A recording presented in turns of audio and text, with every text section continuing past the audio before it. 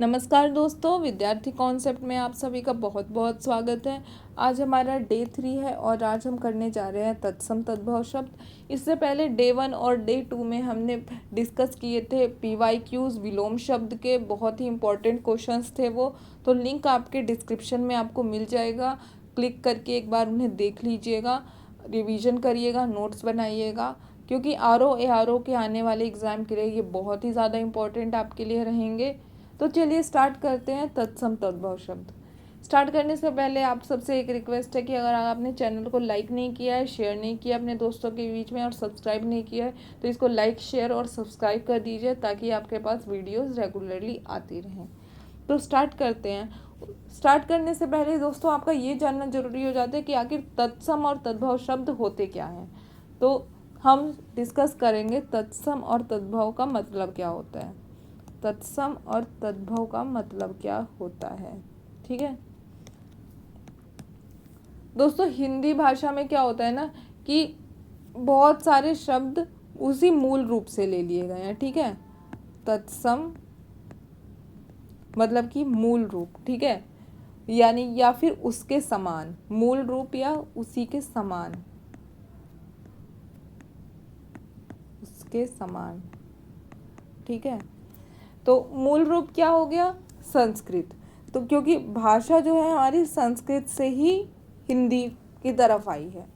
जो भी आप देखेंगे शब्द हिंदी से ही मिलते जुलते, संस्कृत और हिंदी बहुत ही ज़्यादा मिलते जुलते शब्द हैं। तो बहुत सारे शब्द संस्कृत से डायरेक्टली उठा लिए गए हैं, उन्हें परिवर्तित नहीं किया गया है और वो वैसे ही अभी भी प्रयोग में लाए जाते हैं। तो दोस्तों क्या मतलब हो गया कि जैसे कि आपका हो गया स्वर्ण, ठीक है, कपाट, ये सब संस्कृत के शब्द हैं जो कि उसी मूल रूप में है और हम अभी भी यूज करते हैं। राष्ट्र या फिर क्रूर, ठीक है। तो कहीं ना कहीं ये सब हिंदी में बहुत से ऐसे शब्द हैं जो कि संस्कृत से सीधे आ चुके हैं और आज भी संस्कृत के मूल रूप में ही उसी भांति ही प्रयोग में लाए जा रहे हैं। तो वो तत्सम शब्द कहलाए जाते हैं, ठीक है। वो शब्द कौन से हो गए? तत्सम शब्द, जो कि संस्कृत में है और उसी भांति ही प्रयोग में लाए जा रहे हैं, ठीक है। आइए तद्भव का मतलब जान लेते हैं दोस्तों। तद्भव मतलब कि किसी स्रोत भाषा से उत्पन्न हुआ, स्रोत भाषा से उत्पन्न हुआ शब्द वो तद्भव कहलाता है, ठीक है।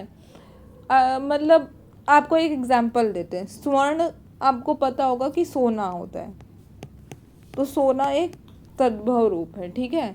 कपाट मतलब क्या होता है? किवाड़ होता है, ठीक है। कपाट मतलब किवाड़, ठीक है। तो किवाड़ मतलब कि एक तद्भव रूप है। तो इसका स्रोत भाषा क्या है? इसका स्रोत भाषा है संस्कृत। तो भाषा का क्या हुआ है ना, टाइम के साथ परिवर्तन हुआ है।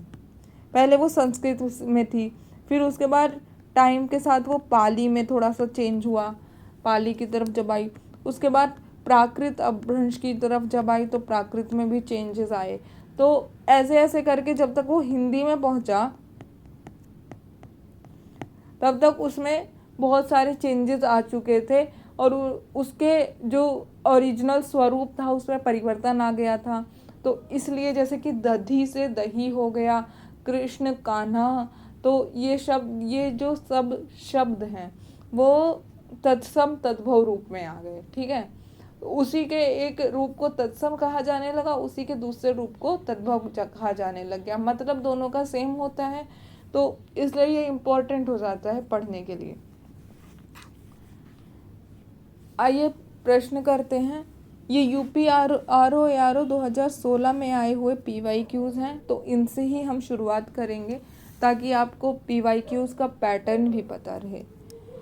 तो ये देखिए क्वेश्चन नंबर 1 पूछ रहा है चना। चना जो है वो एक कौन सा रूप है? ये एक तद्भव रूप है। इसको हमें करना है तत्सम में। तो चना का तत्सम क्या होगा दोस्तों? तो चना का तत्सम हो जाएगा चणक। आप लोगों से ये कहना चाहेंगे कि इसके ना नोट्स बनाते हुए चले ताकि आपको ये रिवीजन करने में बहुत ही इजी हो, क्योंकि इसके बाद हम काफ़ी सारे तत्सम तद्भव करने के बाद इनसे रिलेटेड हम एमसीक्यूज़ भी करने वाले हैं। जैसा कि आप देख रहे हैं एमसीक्यूज़ हैं, इसमें पीवाईक्यू इम्पॉर्टेंट हैं, हो जाते हैं। तो ये सब हम करने वाले हैं ताकि नोट्स में आपके पास सब कुछ अच्छे से एक जगह पे व्यवस्थित तरीके से लिखा हुआ रहे। आइए प्रश्न नंबर 2 देख लेते हैं। ऊन का रूप क्या होगा? ऊन का तत्सम रूप क्या होगा? ऊन का हो जाएगा ऊर्ण। ठीक है, ऊन का ऊर्ण हो जाएगा। उसी तरह से जामुन, जामुन का तत्सम रूप क्या हो जाएगा? जामुन का हो जाएगा जम्बू। जम्बू हाथी नहीं, बहुत लोगों को लगेगा जम्बू जम्बो, नहीं, जम्बू मतलब जामुन। उसी तरह से चबूतर, चबूतर का क्या हो जाएगा? चबूतर का हो जाएगा चतवाल। चबूतर मतलब चतवाल। प्रश्न नंबर 5 है डायन, डायन मतलब कि डाकिनी। ठीक है, डायन मतलब कि डाकिनी। बेंत, बेंत एक तद्भव रूप है, इसका तत्सम रूप क्या हो जाएगा दोस्तों? बेंत का हो जाएगा बेत्र, बेत्र। ठीक है, थाली, थाली जिसमें कि खाना खाया जाता है, खाना खाने वाली जो थाली होती है उसका तत्सम रूप क्या हो जाएगा? वो हो जाएगा स्थाली। ठीक है, ये थे हमारे 2016 के क्वेश्चंस, पीवाईक्यूज। ठीक है, आप इसको अच्छे से देख लीजिए, रिवाइज कर लीजिए, नोट्स बना लीजिए, जैसे भी आपको अच्छे से याद होता है वो कर लीजिए। आइए हम बाकी के भी क्वेश्चंस देख लेते हैं जो कि इम्पॉर्टेंट हो जाते हैं आने वाली एग्ज़ाम के लिए। चौथा चौथा चौथा ये तद्भव है। ठीक है, इसका तत्सम रूप क्या हो जाएगा ये हमें बताना है। इसका तत्सम रूप क्या होगा? ठीक है, चौथा का हो जाएगा चतुर्थ।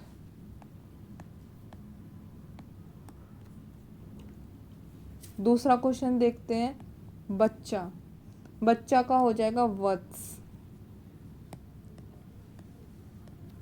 आपने पुराने ड्रामाज में देखा होगा, बैठो वत्स, ये इस तरह से गुरु जो है अपने शिष्य को बोलते थे, हे वत्स, ऐसे करके बोला जाता था। एक मतलब शिष्य को इसी तरह से गुरु उच्चारण करते थे।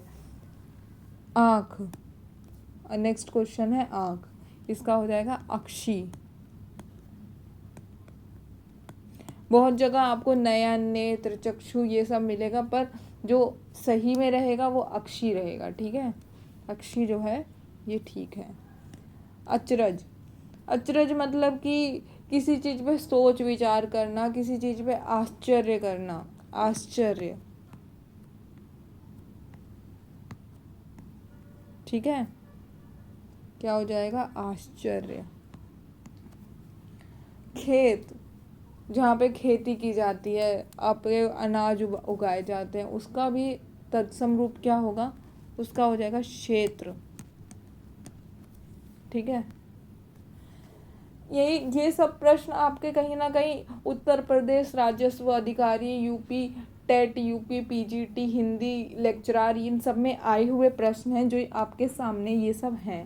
ठीक है, तो इसलिए इनके नोट्स बनाते हुए चलिए। मैं आपसे बार बार यही कहूँगी कि नोट्स को अच्छे से बनाते हुए चलिए। कंधा, कंधा का क्या हो जाएगा? स्कंध। ठीक है, कड़वा, कड़वा मतलब कि कटु, किसी चीज़ के स्वाद की बात कर रहा है, या फिर जैसे बोलते हैं ना, उसकी बोली कड़वी है, उसकी बोली मधुर है, तो या फिर वो हो सकता है, या किसी चीज़ का स्वाद हो सकता है कि फल कड़वा है, ये फल जैसे मीठा होता है, कड़वा होता है, उस चीज़ के बारे में बात है तो कड़वा। ठीक है, सांप, अगला प्रश्न है हमारा सांप, सांप का तत्सम रूप क्या हो जाएगा? सर्प। ऊंचा, ऊंचा का तत्सम रूप क्या हो जाएगा? उच्च। दोस्तों यहाँ पे आपके लिए एक प्रश्न है मेरे पास कि आपको एक कुछ 2 क्वेश्चंस के होमवर्क आपको दे रहे हैं। आपको बताना है कि कूची का क्या होगा। कूची तद्भव है, इसका तत्सम क्या होगा। और दूसरा है घोड़ा।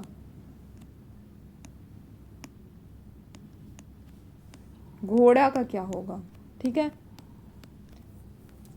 इन 2 का आपको होमवर्क है। घड़ा, घड़ा प्रश्न नंबर 3 है इसका।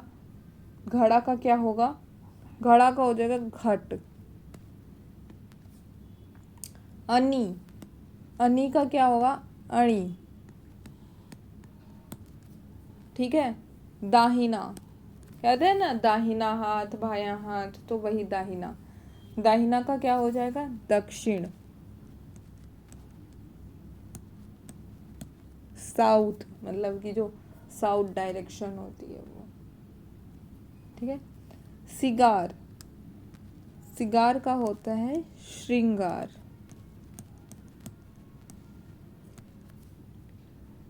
ठीक है, खाट, खाट मतलब कि खाट जो होता है ना गांव में खाट होती है, उसका तत्सम रूप होता है खटवा।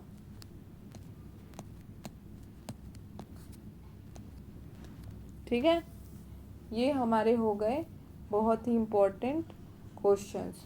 दोस्तों अगर आपने इनके नोट्स नहीं बनाए हैं तो अच्छे से नोट्स को बना लीजिएगा, ताकि आपको आने वाले एग्ज़ाम में अच्छे से रिवीजन हो पाए।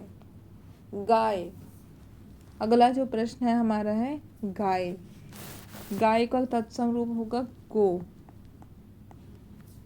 ठीक है, आग, आग का तत्सम होगा अग्नि।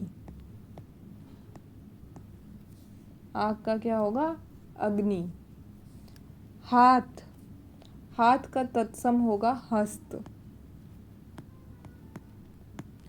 ये हमने विलोम वाले क्लास में भी हमने इस चीज़ को डिस्कस किया था, और ये बहुत सारे क्वेश्चंस में पूछा जाता है। हिंदी के जो पेपर होते हैं ना बहुत सारे, यूपी पीसीएस, यूपी आरओ राजस्व वाले एग्ज़ाम, बीईओ वाले एग्ज़ाम, इन सब में बहुत सारे एग्ज़ाम में ये पूछा जाता है।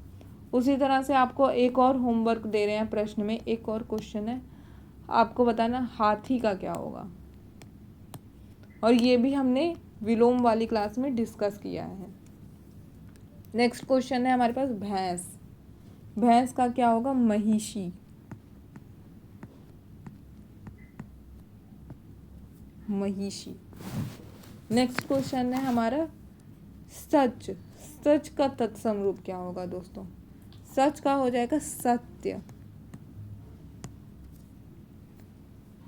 अगला प्रश्न है भौरा। भौरा का क्या होगा भ्रमर। अगला प्रश्न है हमारे पास ओझा। ओझा नहीं होते, गांव में ओझा होते हैं।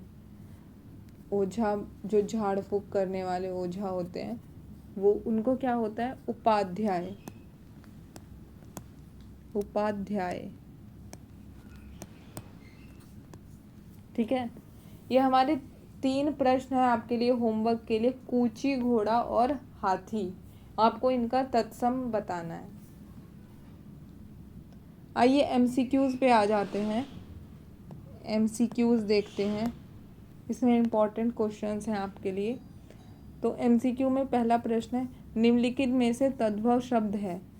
ठीक है, तद्भव शब्द कौन सा है। ए ऑप्शन है अग्नि, बी ऑप्शन है पुष्प, सी ऑप्शन है शलाका, या डी ऑप्शन है 14। तो दोस्तों जो तद्भव रूप है वो है 14। सही आंसर हो जाएगा ऑप्शन नंबर डी 14। अग्नि का तद्भव रूप क्या होगा, हमने ऊपर पढ़ा है आग, अभी अभी हमने ऊपर पढ़ा है। पुष्प का क्या होगा, पुष्प का हो जाएगा फूल। ठीक है, सी ऑप्शन जो है शलाका, उसका क्या हो जाएगा शलाका मतलब सलाई। ठीक है, वैसे 14 का जो होगा वो आपको 14 का आपको तत्सम रूप बताना है, ये भी आपका होमवर्क है। ठीक है, दोस्तों इससे क्या होगा ना कि आपके पास रिवीजन करने के लिए कुछ एक मटेरियल रहेगा, और आप जब रिवाइज करेंगे तो आपके माइंड में चीज़ें अच्छे से बैठी रहेंगी, आपके माइंड में कॉन्सेप्ट अच्छे से बैठा रहेगा, जो कि आपके एग्ज़ाम के लिए बहुत ही हेल्पफुल रहेगा। क्वेश्चन नंबर 2 देखते हैं। मोती का तत्सम रूप है। मोती का तत्सम रूप कौन सा है? ऑप्शन नंबर ए मोती, ऑप्शन नंबर बी मौक्तिक, ऑप्शन नंबर सी मुक्तिक, या फिर ऑप्शन नंबर डी इनमें से कोई नहीं। दोस्तों इसका जो सही आंसर है ये है ऑप्शन नंबर बी मौक्तिक। ये देखिए प्रश्न आर में ही आ रखा है 2017 में, और ऑप्शंस एक जैसे दे रखे हैं ताकि बच्चा कंफ्यूज हो जाए। तो इसी कंफ्यूजन को हमें दूर करना है और ज़्यादा से ज़्यादा प्रैक्टिस करनी है। प्रश्न नंबर 3 देखते हैं। अखरोट का तत्सम रूप है। अखरोट जो है उसका तत्सम रूप पूछ रहा है। ये भी देखिए इसमें भी सारे ऑप्शंस एक जैसे दे रखे हैं कन्फ्यूजन करने के लिए, बट अगर आपने अच्छे से पढ़ा होगा तो आपको कोई भी कन्फ्यूजन हो ही नहीं सकती है। ए ऑप्शन है अक्षवत, बी ऑप्शन है अक्षवाट, सी ऑप्शन है अछोट, या डी ऑप्शन है अच्छावाट। तो इसका सही आंसर जो हो जाएगा दोस्तों वो हो जाएगा ऑप्शन नंबर सी अक्षोट। ये इसका सही आंसर है, बाकी ये सब गलत है। क्वेश्चन नंबर 4 देखते हैं। गेहूं शब्द का तत्सम है। गेहूं जो शब्द है उसका तत्सम रूप कौन सा है? ये भी देखिए आर में ही आ रखा है 2010 में।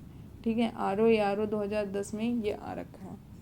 ऑप्शन है ए गोधूम, बी गोहू, सी गोहून, या डी गोधूम।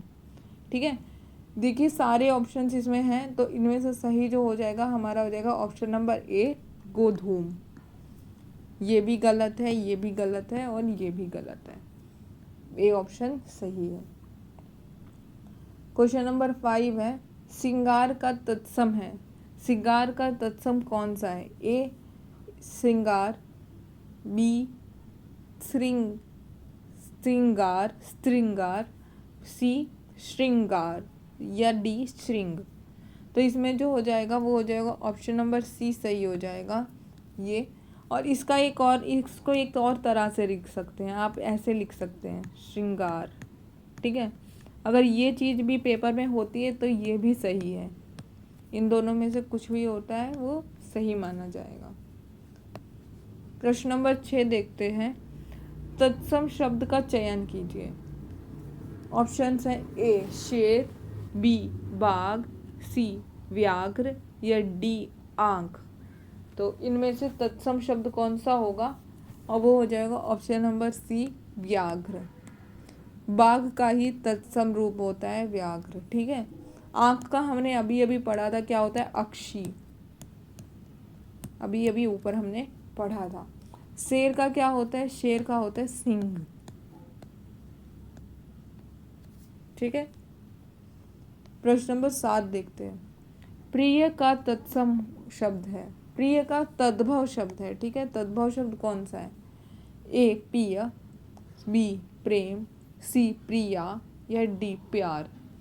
तो दोस्तों प्रिय का जो तद्भव रूप है वो हो जाएगा पिया। ये एक्चुअली ये मात्रा नहीं रहेगी। ठीक है, ये सिर्फ पिया है। ठीक है, ए ऑप्शन सही है। क्वेश्चन नंबर 8 देख लेते हैं। निम्नलिखित में से सही युग्म का चयन कीजिए। सही युग्म दोस्तों, सही युग्म। ठीक है, सही युग्म का हमें चयन करना है। ऑप्शंस हैं ए महूक महुआ, बी अक्षवाट अखाड़ा, सी आद्रक अदरक, या डी ईक्ष ईख। ठीक है, तो इसमें हमें बताना है कि सही कौन सा है। ठीक है दोस्तों, महूक महुआ नहीं होता है। ठीक है, अक्षवाट अखाड़ा सही है ये। आद्रक अदरक नहीं होता है। ईख ईक्ष ईख नहीं होता है। तो इनका क्या हो जाएगा? महुआ का जो है महूक नहीं होता। महुआ का जो सही शब्द है ना वो हो जाता है मधुक। ठीक है, आद्रक का ये भी गलत है। इसका जो सही हो जाता है वो हो जाता है आर्द्रक। ठीक है, और ईख का जो सही हो जाता है वो जाता है ईक्षु। ठीक है, ये दोस्तों हमारे सही शब्द हैं। प्रश्न नंबर 9 है, निम्नलिखित में से तद्भव शब्द हैं। ए ज्योत्सना, बी श्रेष्ठ, सी परीक्षा या डी घर। तो दोस्तों घर जो है वो तद्भव शब्द है, इसका जो तत्सम शब्द हो जाएगा वो हो जाएगा गृह। ठीक है। प्रश्न नंबर 10 है, निम्नलिखित में से तत्सम कौन सा तत्सम शब्द नहीं है। नहीं है, ठीक है, नहीं पूछा है। ए कुसुम, बी वंश, सी भूषिका या डी नेह। तो दोस्तों तत्सम शब्द जो नहीं है वो हो जाएगा डी नेह। नेह का जो होता है वो रूप वो होता है स्नेह। ये तद्भव है नेह, और इसका जो तत्सम रूप हो जाएगा वो हो जाएगा स्नेह। ठीक है। तो ये थे हमारे बहुत ही इम्पोर्टेंट तत्सम तद्भव क्वेश्चंस, जिसका कि हमने अच्छे से आज पढ़ा है। तो आप सभी को से ये कहना चाहूँगी कि इनको अच्छे से अपने कॉपी में नोट्स बना करके रख लीजिए, ताकि आपको रिवीजन करने में एग्ज़ाम के टाइम में कोई भी दिक्कत ना हो। ठीक है। और आज के लिए दोस्तों बस इतना ही। हम आगे की क्लास में आपके लिए और तत्सम तद्भव लाने वाले हैं। Thanks for watching this video. इस चैनल को लाइक करिए, शेयर करिए अपने दोस्तों के बीच में और सब्सक्राइब करिए, ताकि आपके पास रेगुलरली अपडेट्स आते रहें। ठीक है दोस्तों। और ज़्यादा से ज़्यादा क्वेश्चंस करते रहिए अपने पास, आपके पास जहाँ से भी PYQs आते हैं, प्रैक्टिस सेट्स आते हैं, उनको लगाते रहिए, ताकि रिवीजन टाइमली होता रहे। ज़्यादा दिन नहीं बचे एग्ज़ाम के लिए, और इसी टाइम में आपको अच्छे से पढ़ना है दोस्तों। ठीक है। That's all for today. Thanks for watching this video. Bye bye.